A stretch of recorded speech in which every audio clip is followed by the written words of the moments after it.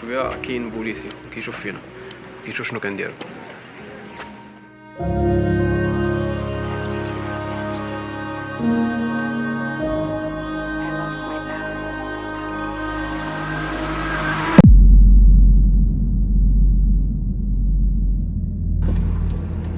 حنا في وحده من اكثر الجزر اثاره للجدل في العالم.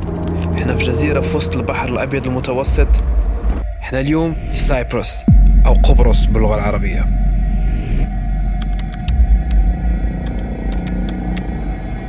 البلاصه اللي غادي نمشيو ليها اليوم بلاصه ماشي عاديه، ماشي بلاصه اللي كتشوفها كل يوم في التلفازه ولا في اليوتيوب ولا في بلايص اخرين.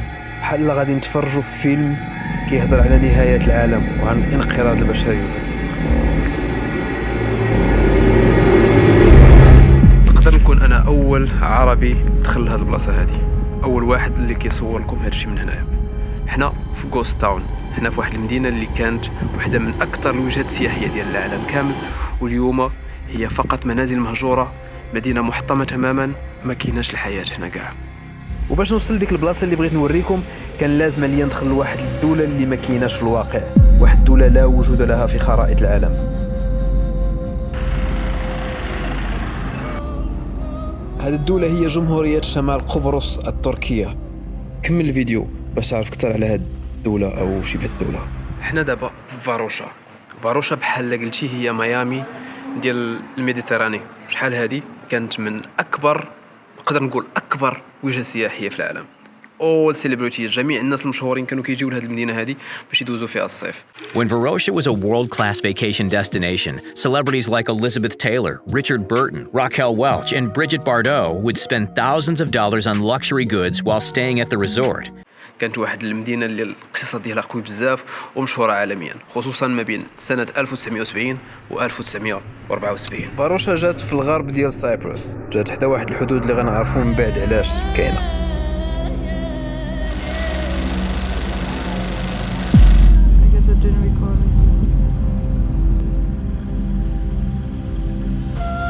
كاين واحد السكت ثقيل، كاين واحد الحزن، كاين واحد الجو كئيب كيخيم على هذه المدينه هذه.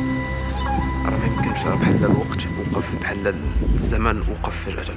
هنا داخل كاين قراي ديال بير ديال البيره، صنادق عامرين بحال مولاهم يحطوهم بشي باش كيقول غادي نرجع وما عمرو رجع، وداك الشيء بقى كما هو. ومن سنة 1974 هذه المدينة تحولت للغوست تاون، مدينة مهجورة 100%، ما فيهاش الحياة، كل شيء بقى كما هو. ومن العام اللي داز أخيرا السلطات التركية خلات الناس يدخلوا ويشوفوا هذه البلاصة. ما يمكنش مثلا هذا المحل مثلا الكتابة كما كانت قبل سنة 1974. ناس كتبوا هذه الكتابة هذه ومشاو وما عمرهم رجعوا.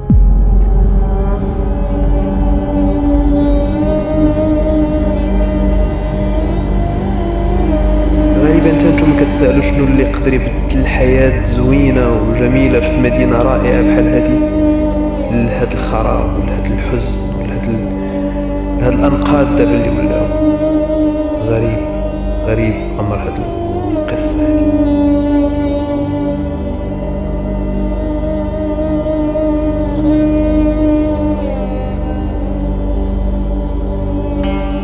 حلوها للسياح، ولكن ما عندكش الحق تخرج على الشارع. الا حاولتي تخرج على الشارع كاين البوليس في كل 100 متر كاين بوليسي كيراقب وكاين العسكر. ضروري كتحترم هاد اللي باغيين هادو اللي كاينين هنايا. جوج اسباب امنيه ديالهم هما، واسباب حيت ان البنايات وهي كيطيحوا كما شفتوا. هاد البنايه هذه هي ديجا بدات كتريب حيت بنايات قدام وما كاينش اللي كيصلحهم، ولاسباب اخرى دابا غنقولها. وقبل ما نقول لكم كيفاش تحولت المدينه اللي كانت فلوريشين، كانت كتطور، كانت كتستقطب الناس من جميع انحاء العالم، الغوست تاون، المدينه مهجوره بهذه الطريقه هذه، خليني ديجا نقول لكم واحد القصه اخرى. سوي بيوتيفول. كنا قرينا في الاجتماعيات وفي درس التاريخ وعد بلفور والقضيه الفلسطينيه، كيفاش ان الانجليز اعطت الحركه الصهيونيه وعد بانهم غادي ينشئوا دوله فلسطين. Le 2 novembre 1917, Lord Balfour, ministre des Affaires étrangères de la Grande-Bretagne, adresse officiellement au baron Rothschild, éminence de la communauté juive britannique, une lettre ouverte qui dit « Le gouvernement de Sa Majesté envisage favorablement l'établissement en Palestine d'un foyer national pour le peuple juif. » Au milieu de la Première Guerre mondiale, la déclaration marque un soutien inédit de la Grande-Bretagne en faveur du mouvement sioniste. هو السبب ديال كل المعاناة ديال الشعب الفلسطيني اليوم والتقسيمة وكل الكوارث الإنسانية اللي طرات تما. نفس الأكتور، نفس الدولة UK اللي هي بريطانيا جات احتلت جزيرة قبرص. ومن بعد هذا الاحتلال كانت أول مرة غتطرى التفرقة ما بين القبرصيين على أساس الباك جراوند، على أساس العقيدة وعلى أساس الأصل ديالهم.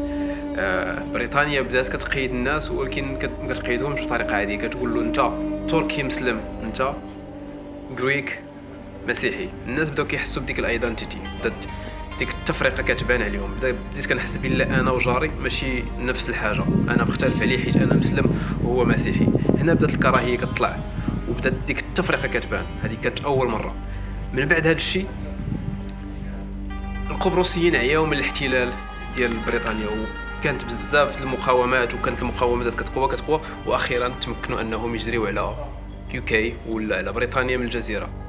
One British army truck is bombed, killing 2 soldiers and wounding 12. ولكن بطبيعه الحال ما كانت هذه النهايه. UK راكم عارفين. At this stage, the Turkish Cypriots were declaring that it would be impossible ever again to live in harmony with their Greek compatriots. بطبيعه الحال ما كانت هذه هي النهايه. فاش خرجت UK ولا بريطانيا بداو دوك النزاعات كيبداو ما بين الاتراك وما بين اليونانيين. بدات عمليات العنف ما بيناتهم، وخصوصا من طرف اليونانيين اللي كانوا الاكثريه ضد الاقليه المسلمه اللي هما الاتراك. القبارصة اليونانيين غادي يتعداو بطريقة وحشية على الأتراك، غادي يتعداو عليهم ويضطهدوهم في جميع أنحاء الجزيرة. غادي يضطروا الأتراك أنهم يتخلاو على المنازل ديالهم في القرى والمدن ويمشيو لأماكن بعيدة باش يبعدوا على الصداع، ولكن غيبقاو ديما عرضة للاضطهاد وعرضة للتعدي، وغادي يموتوا منهم بزاف ديال الناس. وكانت واحد الفترة صعيبة بزاف على الأتراك واللي تحملوها واللي العالم كامل ما هضرش عليها.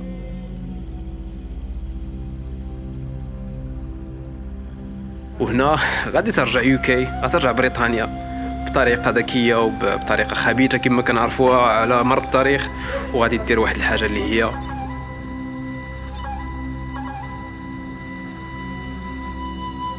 هنا بريطانيا غتلعب اخر كارت ديالها في المعركه.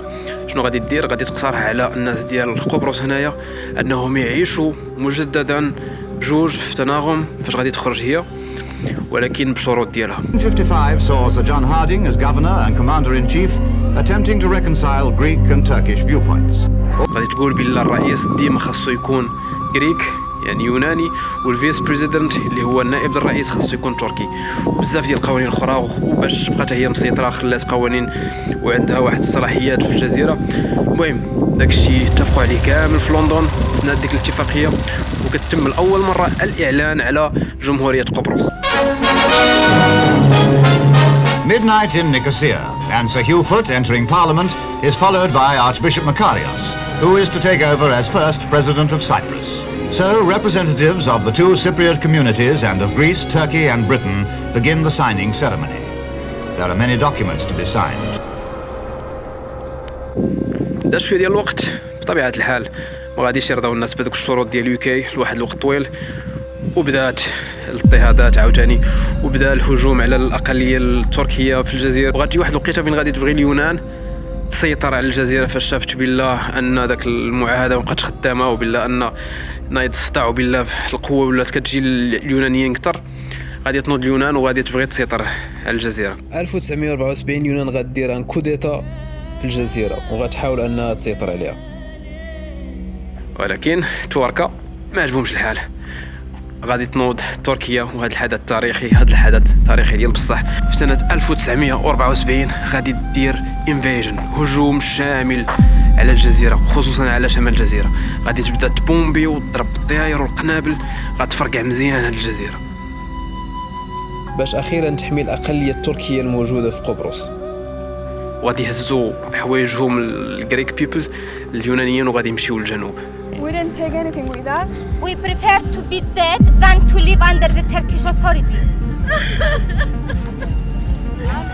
اليونانيين ثانيا فاش غادي يخويو هاد البلاصه هادي، فاش غادي يخويو الشمال ديال قبرص غادي يمشيو للجنوب، ولكن غادي يخليو كلشي موراهم، غادي يخليو ديورهم عامرين بالاثاث، عامرين بالذهب، عامرين بالكتوبه، عامرين كلشي خلاوه كما هو.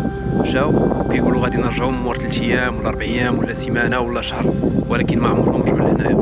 وهاد الفاروشه اللي حنا فيها وحده من دوك المدن اللي طرا لهم هاد البلان هذا، واللي بقاو حتى لدابا شاهدين على هذا الحدث التاريخي. الاتراك مور هاد الشيء غادي يخرجوا عاوتاني هما من الجنوب غادي يطلعوا للشمال، غادي تجرى لاول مره التقسيمه ديال قبرص. شمال كينتمي لتركيا اللي كيتسمى جمهوريه قبرص الشماليه التركيه، والجنوب اللي هو اللي كيتسمى قبرص واللي كينتمي للاتحاد الاوروبي والمعترف به دوليا، بينما الجزء التركي غير موجود، فقط تركيا كتعترف بهذا البلد هذا.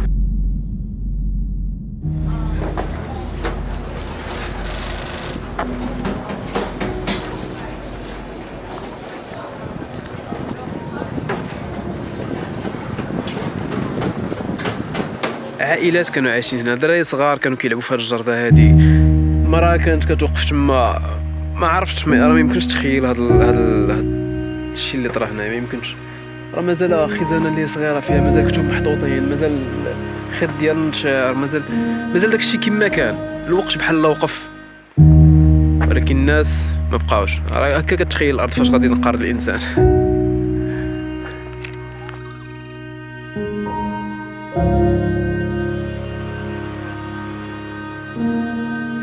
اخر محطه لينا في فاروشا هي هاد البلاصه هادي، فاروشا بيتش.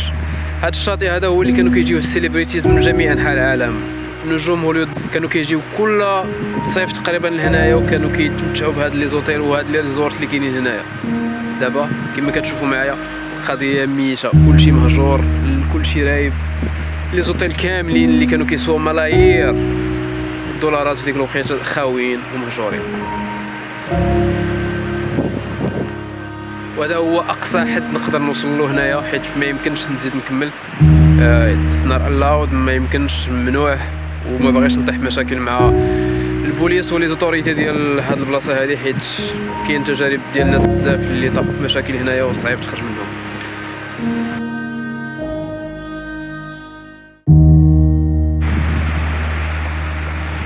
عند ذات هذه هي المدينه اللي كانت ما عرفتش كي دايره، ولات دابا غوست تاون، ولات خاويه وما فيهاش الحياه. تبقى تصور راسك واش الحرب كتدي شي نتيجه ايجابيه شي مره، ما كنظنش. بزاف ديال القصص الحزينه ديال الناس في هذه المدينه وفي بلايص اخرين، في فلسطين، اوكرانيا، في جميع البلدان. خصنا نوقفوا الحرب في اي بلاصه. سلام.